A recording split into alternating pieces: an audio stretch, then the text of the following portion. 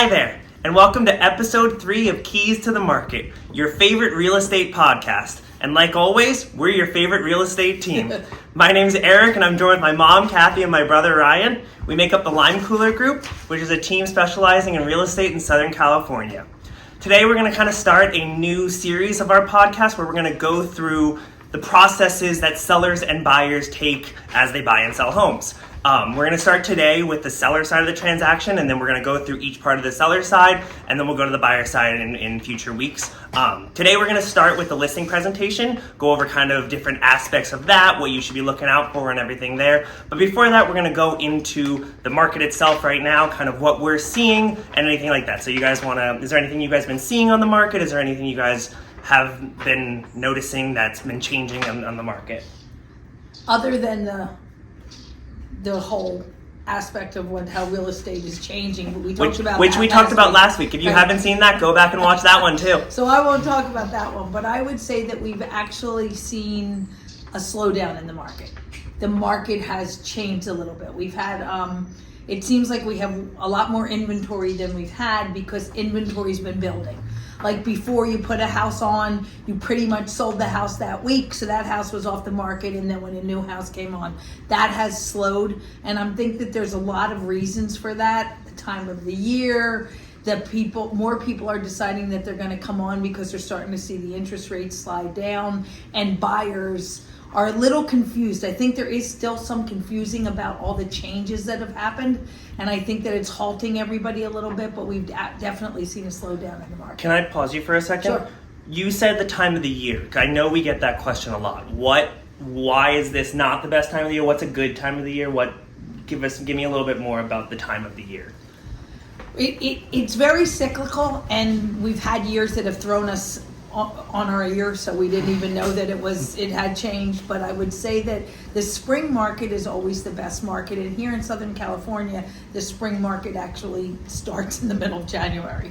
It usually goes from January to probably the very beginning of May. Then we have a summer market which starts in May, goes until July, the beginning of August, and that's not the hottest market. Sometimes it's the second hottest market, depending. Toward the end of the summer, it always slows down because parents are getting their kids and themselves ready to go back to school. The fall market, which we're coming upon now, is another strong market because people are settled. They're starting to look around their house. They're not going on vacation anymore, and they're like, wow, I need this, I need that. My room is slowing down. So they start to go back in. And then the holiday season is another slow time because everybody's kind of huddled around each other and not thinking about that as much. I think also in terms of the market, some of the stuff we've been seeing is that over the past couple of years, we were seeing, like you were saying, we were seeing houses go on the market and leave very quickly. We were also seeing a lot of multiple offers, often for houses that we were listing, and we're not seeing that as much anymore.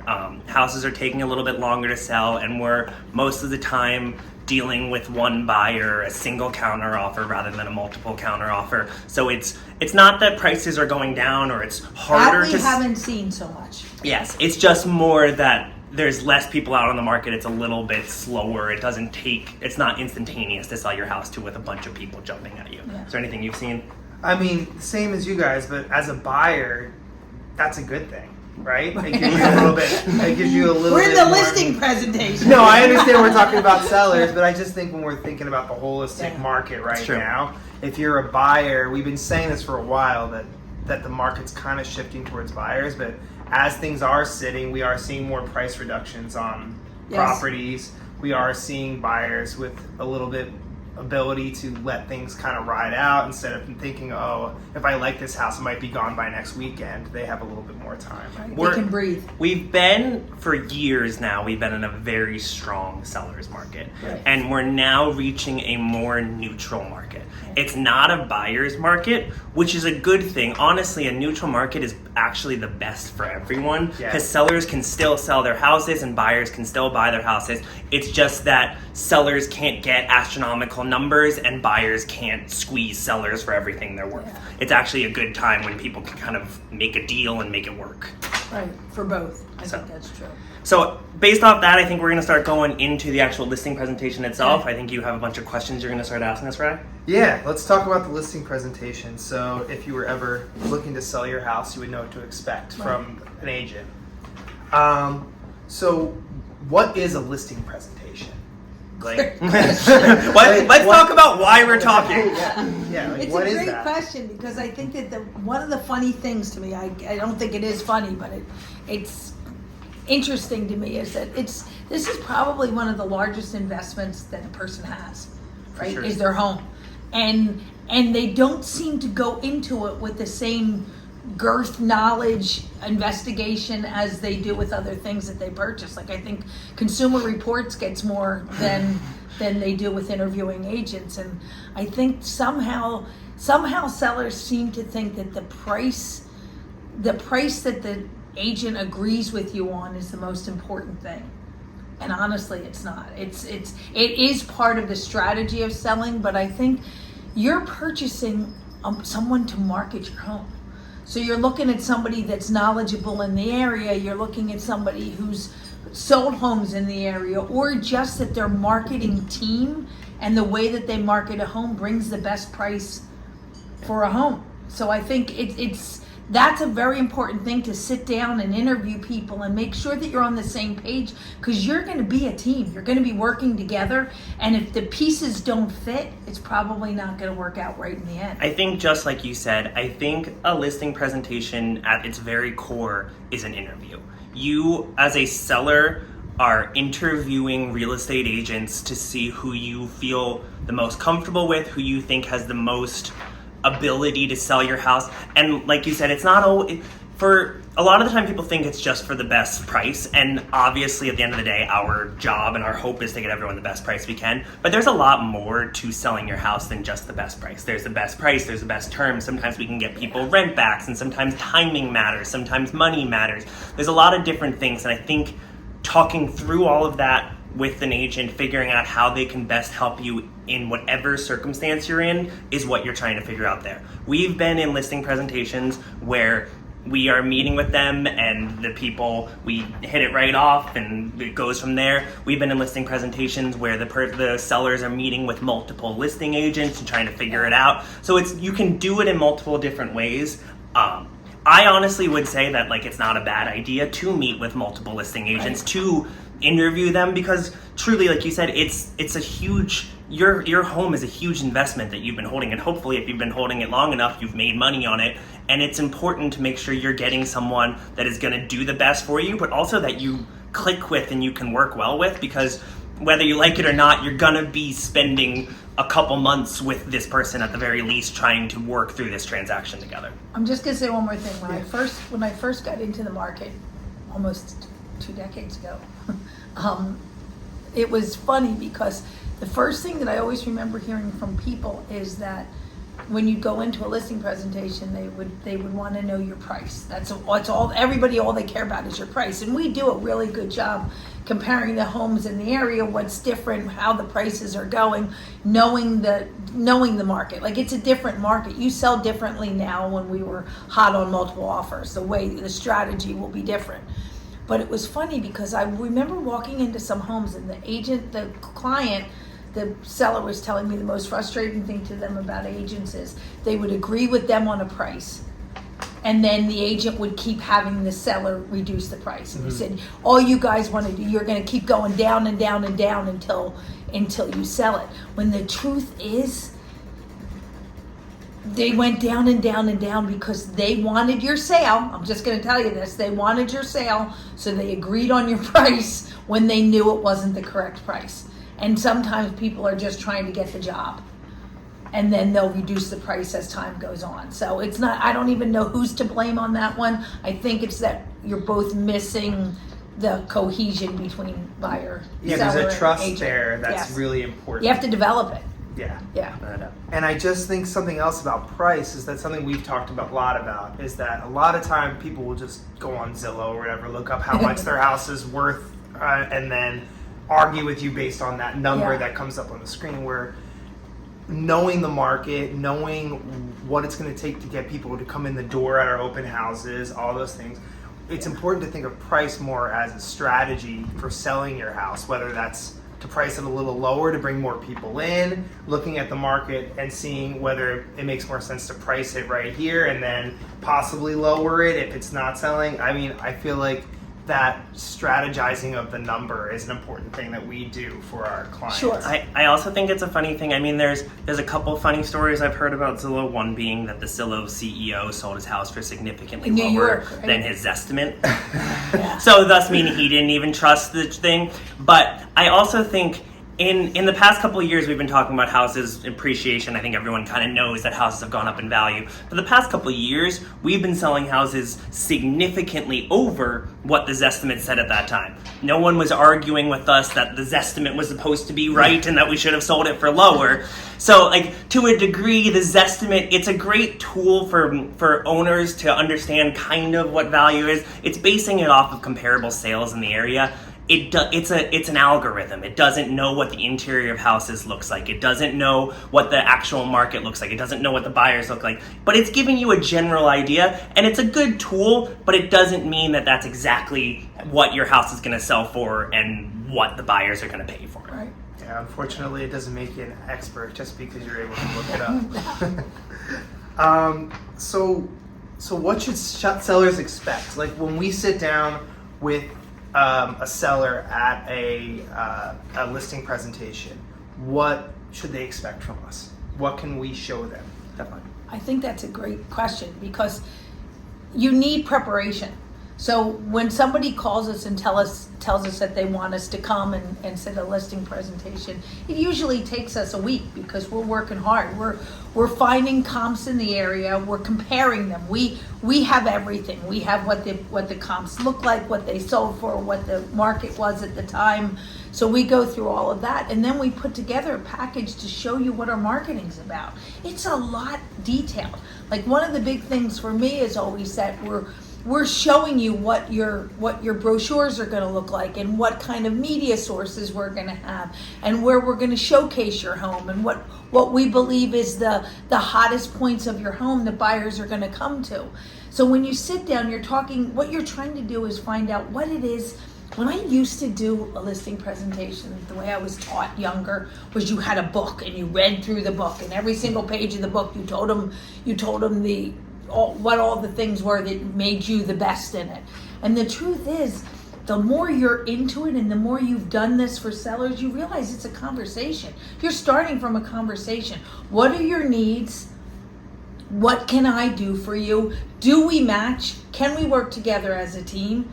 And do you have faith that I can do the best for you? If I can show you all of those things, then my question always is, why would you go with someone else? Yeah. Like what is the reason that would take you there? And then what is the biggest thing that this agent can offer you? Somebody asked me that in our company about us recently.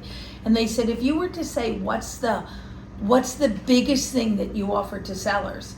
And honestly, if you look at our past, as crazy as it sounds, we get the highest price in most neighborhoods. Yeah. We do because we know what we're doing and what it takes to get that. And I think that that's something that you have to, a book that tells you who's reaching international companies or who's reaching China or who's reaching, that's all important, and we use that too. We affiliate with a company that we know is the best for us to use behind us to help our sellers. Yep. And I just think that those conversations are important. My answer to that question is going to be a bit more technical, I guess to say. I'm good. one that likes to know exactly what's going to happen before, so I can prepare for it. So truly, like the actual steps that will happen during a listing presentation is the real estate agents will come to your house. Normally, you'll start by showing them around your house because she's saying, we'll put together what's called a CMA. It's a comparable market analysis. It bases, we come in with a general price that we believe your house is worth. That price is going to be somewhat similar to the Zillow price because we're only seeing the houses in the area. Then we're going to walk around your house so that we can actually know, okay, you redid your fireplace, you redid your kitchen 5 years ago, you haven't redone a bathroom, X, Y, and Z. You actually have a great view Yes. out of your primary bedroom. Exactly. And also we can in those times mention to you, hey, in your secondary bathroom, you have really old lights above your sink. that is something that's a really cheap fix, and it's going to get you a lot more money. I say that because every single time we come into a house that has older lights, she mentions it to them. So if you have older lights in your bathroom, fix them before you try to sell. So then we'll walk around, we'll talk about all of that, and then we'll sit down at a table with them, and we'll go through all of that. We'll go through our market analysis, what price we think it is. We'll go through our marketing ideas and what our brochures look like, how we do open houses, how we do all of that stuff, what an escrow looks like. All of that so that you truly have an understanding of how we're going to help you and how we can get to that finish line. And yes, I think one of the bigger ones people want to ask and should ask during a listing presentation is how much it is going to cost, what the commission is from the listing agent to list your house. I'm only saying the listing side now. It used to be the listing and the buying side. Again, if you don't know what I'm talking about, go listen to episode 2. I think we're going to talk a little bit more about how we price and commission and all of that later, but that is something you definitely want to make sure you talk about in a listing presentation. Yeah, for sure.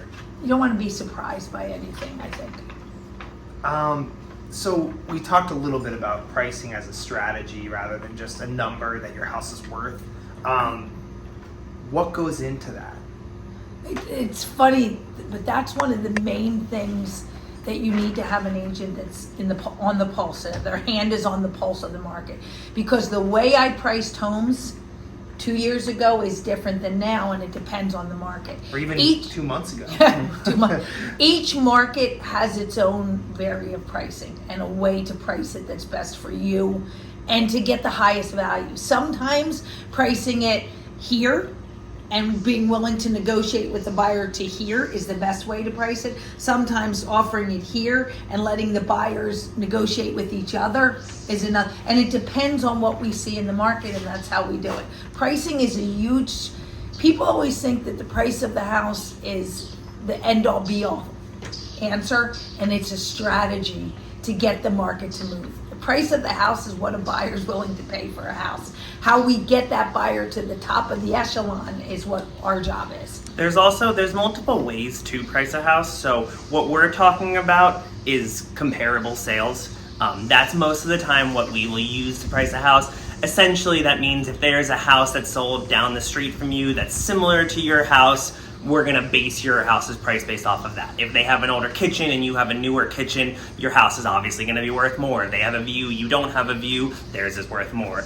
Pool, bathrooms, backyard, all of that can add to it. Some things can take away from it. That's a certain way to price it. There's other ways.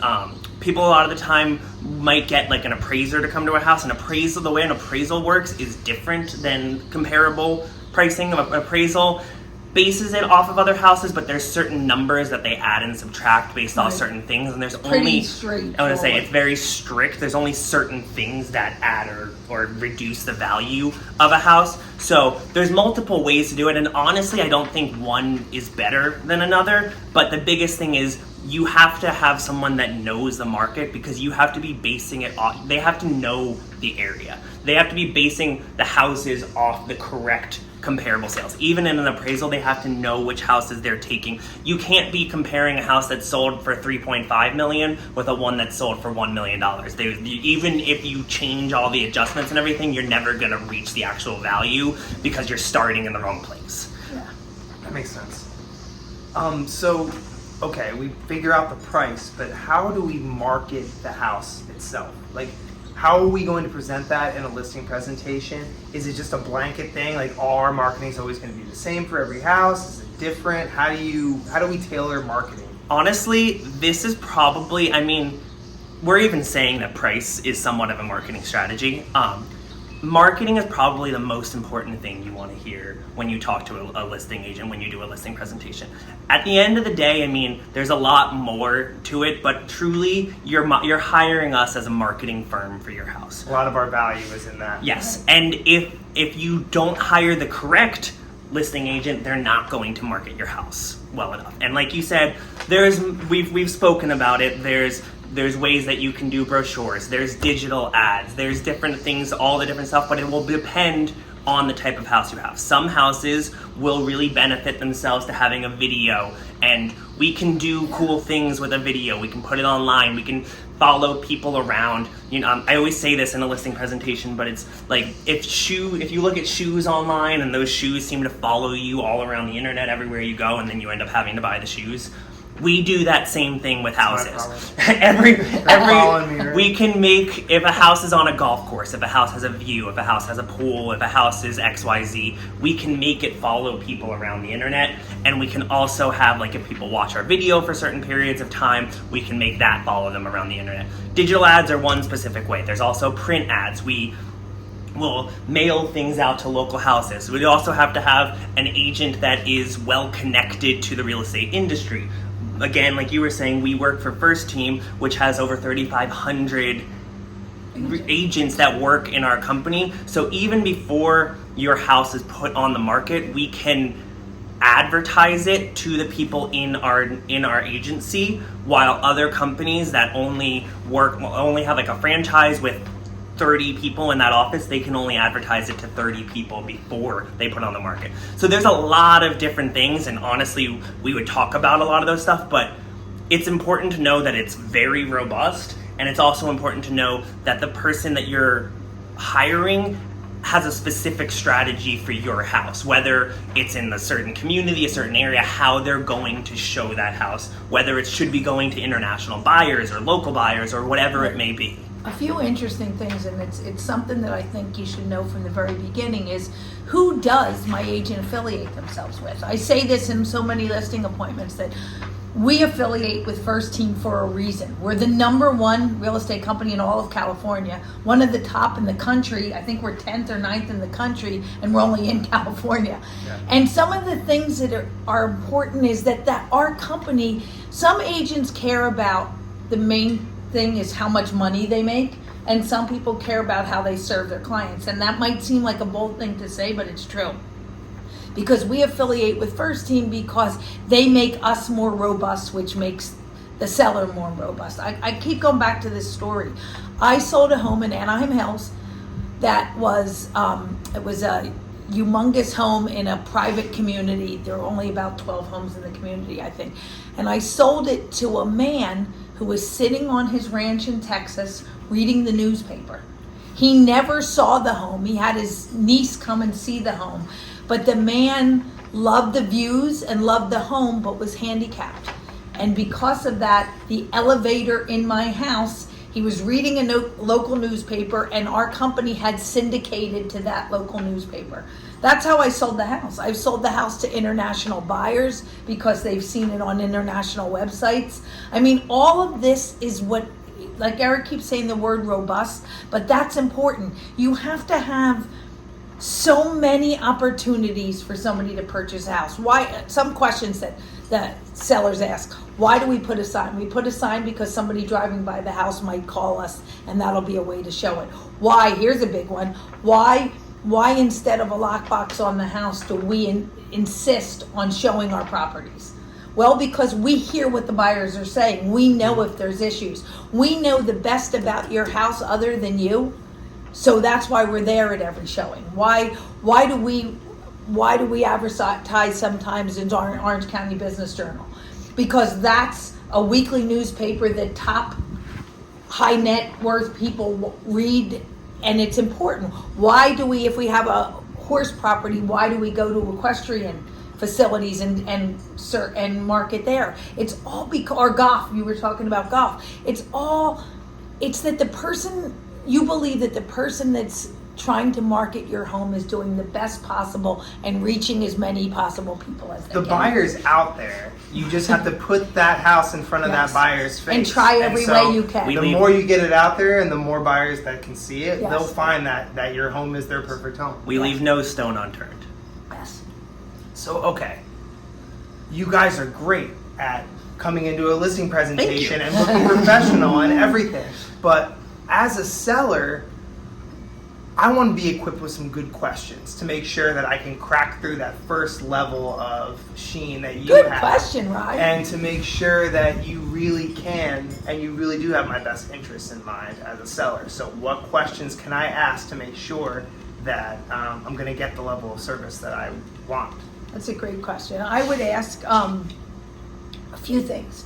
One would be, how many years have you been doing this? And what's your history? Like, how do you sell most of the houses you put on the market? Do you Is the not proof sell in the the house? pudding? Yeah. And you can look us up. Like, almost all of us are pretty easy to look up. I've never met a... We do our best to make sure you can get our information. Yes, yeah, we give you our phone. That's the marketing. That's right. Look us up. Even if you don't know how to spell our name, you'll find us. I think that's one of the questions. Have you sold in the area that you're in? And if you have, what kind of success do you have? I think instead of telling them the plan you want, ask them what is their plan. What's your plan? Like you talk about you and steps. What are the steps? What are the steps from today to when you sell my home? And an agent that's been doing this and is good with this is going to know the steps. Yes. I also think another one to ask often is about communication and who you're communicating with directly. A lot of the time when a listing presentation, it can almost be like a bait and switch.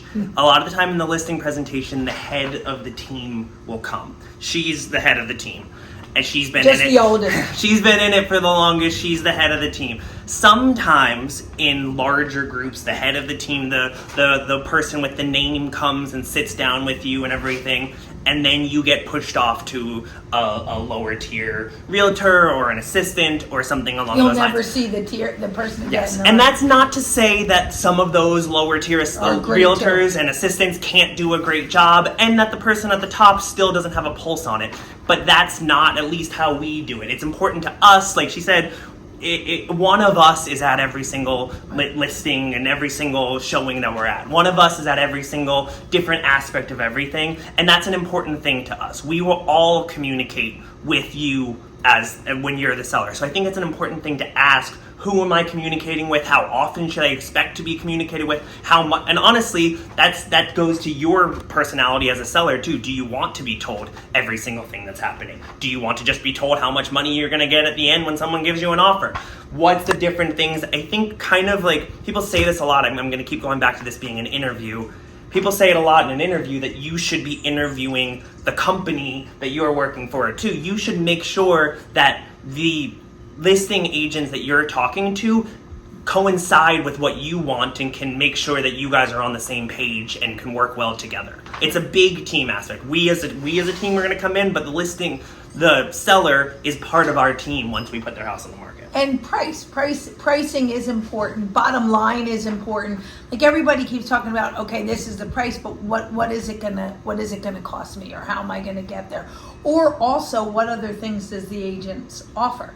Do they offer? Will they offer photography? And what does their photography look at? Look at their pictures. Somebody can tell you that they offer photography, and they can be going in with their little Polaroid camera. And their cell phone. We've seen it happen. So what does it look like? Do they offer staging? Is staging part of their package of what they do? It is for us, because we sell your house faster and for more money if we stage it. So we take that on. What is it all a part of? Like, what's my bottom line number and how do I get there? Those are great questions. But if I'm sitting there, what red flags would you see if you were sitting with a listing agent and all of a sudden, what wouldn't feel right? What would give you the idea that maybe this is a red flag? If I'm in a $1 million neighborhood and my house looks exactly like the house next door, and I say to the agent, I think my house is worth $2 million. What do you think? And they say, oh, yes. I was So being too agreeable. I was going to say the same thing. I think unrealistic anything, actually. Yeah. Unrealistic pricing, unrealistic amount of time it's going to take to sell the house, almost being too agreeable, I think. You want someone that's going to be honest with you. You want someone that's going to be transparent. And honestly, it's not always selling. Again, it's a massive investment. It's a massive investment for the buyers as well as it is for you as the sellers. So it shouldn't always be exactly what you want. Always, if I tell you I want 2.5 million, you're just going to say yes. You want someone that's willing and confident enough to tell you that they know the market and that maybe that's a price that we can shoot for, but that price is not our realistic belief of where it can go. I had a past client of mine who had another agent before me. Of course, they never had another one after me, but who had another agent, and they said that it was funny, but when they had the conversation, the agent immediately, before they said anything, offered to discount their commission. They offered to take quite a big discount, and the seller said to me, that was surprising to me because I wasn't asking for that, and I wanted a robust package. Like, I wanted to know that they were going to put all this in. And then what I realized as time went on was my pictures were okay. My flyer was okay. The people that came in were not really vetted. Like, they were giving weren't. You the discounted service along Yes, with the discounted so be commission. careful. Be careful what things you want to hear. Like, if you're here, if somebody's willing to give their paycheck away to you, they probably aren't earning their paycheck. Yeah. I think that that's some of it. So maybe hearing everything that you want to hear is not It's a necessarily. red flag. You want to have a conversation, Your green flag should be them disagreeing with you. At some point over something. or not bullying you. Some agents bully too. I guess that leads perfectly into the next question of why is transparency and trust so important in this business? It's kind of everything. I mean, trust and transparency, we keep saying it, but this is a huge transaction for you. And at the same time, it's something, I think I've said this before, it's something that a seller or a buyer only does. Even if you move a lot, you're only going to do it 5 to 10 times in your life. We do it more than 5 to 10 times in a year, and sometimes in a month. Yeah. And you need to believe that the people you're working with have your best interest in mind. If you don't believe that, then you shouldn't be working with them because it's too big of a transaction. And honestly, the consumer, the seller or the buyer, often doesn't know as much about real estate as a real estate agent does, which they obviously wouldn't. And you shouldn't, exactly. And you need to believe that the person that you're talking to is telling you the correct things. You need to believe that they're telling you what's in the best interest, that they're always they're not taking pictures on their cell phone. When for the $3 million house down the street, they took pictures on a beautiful camera with a photographer. You need to believe that they're always doing everything that they can to put you in the best position.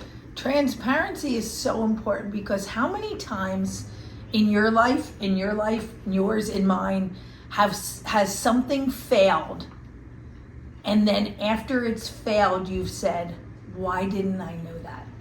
Why didn't I know that beforehand? If I would have known that beforehand, I would not have done it. And I think we know the answers. We not every answer, but we know we've been through it. We've done it before. So us just giving you the facts, I say that all the time. I can't take the East Coast out of me in my speech, and I can't take it out of me in my heart a little bit. That I'm pretty blunt. I'm pretty honest. I can't not. I'm in front of my two sons. I want to say she was as a mom too. I'm in front of my two sons. So it's just honesty and the feeling that even if it's hard, I've said that to Eric and Ryan so many times. Sometimes there's hard things you have to tell somebody. Something happened. Somebody said something about the house that they're going to hate to hear, but that's what buyers are saying. Or the pricing has to change because the market's changed in some way or something's going to happen. And to have the faith and trust in each other to tell them the truth really goes a long way. And I think that's all transparency. Yeah, and you're saying in each other, and I think that's an important thing too. The trust needs to go both ways. I think that we're talking about the seller trusting us, right? But we also have to trust you too. It definitely is a two-way street with all of that. Sometimes I think you guys don't know that, but the interviews go in two ways. Sometimes we at the end had to say, you know what, there's a lot of great agents out there and I just don't know that we're going to fit. And that's okay. That's okay. You want someone that's going to do the best for you. And if your personalities or your whatever doesn't vibe, then you're going to find that out one way or another. Right. I agree. Okay. So last question here. If I'm a seller and I listened to all this. Am I totally prepared for the listing presentation? Is there anything else that you can think of that would make me feel more prepared on my end as a seller? It's funny. I was talking to my daughter the other day, her and her husband, and they're watching what so many of you are watching, what's happening on your street or in your neighborhood. And this house, like there's a one-off in every neighborhood.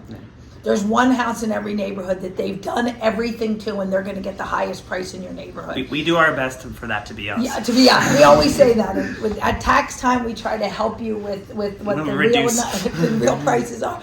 But so sometimes I think what happens is don't think you know the price before. Get a sense of what the price is, but actually look at the properties that they're bringing to you. I think that that's a big thing. And as far as doing your homework, like Eric said, we're easy to find. Look us up.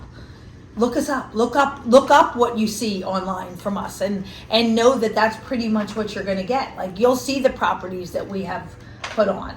I'm going to give the flip side of this, and I said this in an earlier episode as well. At the same time, don't let the preparation of it all stop you from calling someone in and to talk to you. Don't let it be like you have to look us up beforehand, or let someone come in. That doesn't mean as an industry, we are told to try to get people to sign a contract at the table. That is not the way we do business. No. That's honestly, if we're going back to trust and transparency, if someone is talking to you at a listing presentation is trying to shove a listing contract down your throat, you should not sign that listing contract. Because you should feel comfortable with that person. We've even had it sometimes when people have absolutely loved us and we're ready to sign it right then, and we still told them to sleep on it because it's important to make sure you're ready. How many clients have we had chase us down to sign the listing? So at the end of the day, don't let the preparation stop you from getting to the next step. But if there is stuff you want to do, you can do that. You can go through your house and make a list of the amenities and the upgrades you've done. Try to figure out times of all of those type of things. That's helpful for us when we come in to see your house. If you know when you redid your kitchen, that you redid your bathroom, all of that type of stuff, it'll help us to understand the price of your house. And if you do have somebody that you know and trust, ask them what are some things that I can do to my house that are probably the least expensive that will change things. I think all that's good in preparation to getting your house sold. Agreed. I think that kind of wraps up all of our questions. Yeah. Oh, you told him. I did. He said it was the last one. So on our next podcast, we're going to go into the next part of the listing process, which is going to be the preparation of a house. So essentially, after you do a listing presentation, you sign with that listing agent. How are we going to help you get your house ready on the market? So we'll talk about all of that on the next one. But if you have any questions for us, you can comment on any of our social media or email us at info@limecoolergroup.com, and we'll see you on the next one. Yeah, we'll answer your questions before we go into the next one if you have questions. So sorry. Thank you, guys. Bye.